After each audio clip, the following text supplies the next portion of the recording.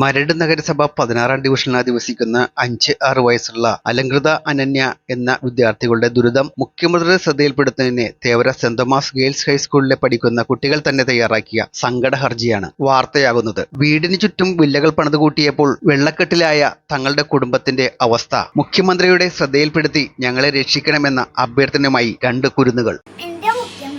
എന്റെ വീട് Ernakulam Kundannoor Maradu municipality ward 16.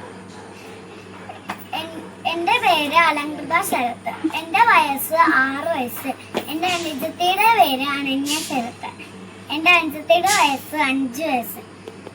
ഞങ്ങളുടെ വീടിന് ചുറ്റും വെള്ളം കെട്ടിക്കിടക്കുന്നത് കൊണ്ട് കൊതുകും പാമ്പും ഒക്കെ ഉണ്ട്.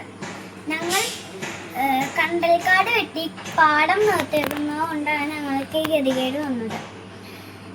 ഞങ്ങൾ സ്കൂളിൽ പോകാൻ നേരത്ത് ഷൂവും സോക്സും കയ്യിൽ പിടിച്ചുകൊണ്ട് റോഡിൽ ചെന്നിട്ടാണ് ഇടുന്നത്. ഞങ്ങൾ പലരോടും പറഞ്ഞെങ്കിലും അവർ വന്ന് നോക്കിയിട്ട് പോയി. ഞങ്ങൾക്ക് ഇതുവരെ ആരും ഒന്നും ചെയ്തു തന്നിട്ടില്ല. മുഖ്യമന്ത്രി, ഞങ്ങളെ എങ്ങനെയെങ്കിലും ഇതിൽ നിന്നൊന്ന് രക്ഷിക്കൂ. കെട്ടിയിരിക്കുന്നതുകൊണ്ട് വീട് മൊത്തം നശിഞ്ഞുകൊണ്ടിരിക്കുകയാണ്.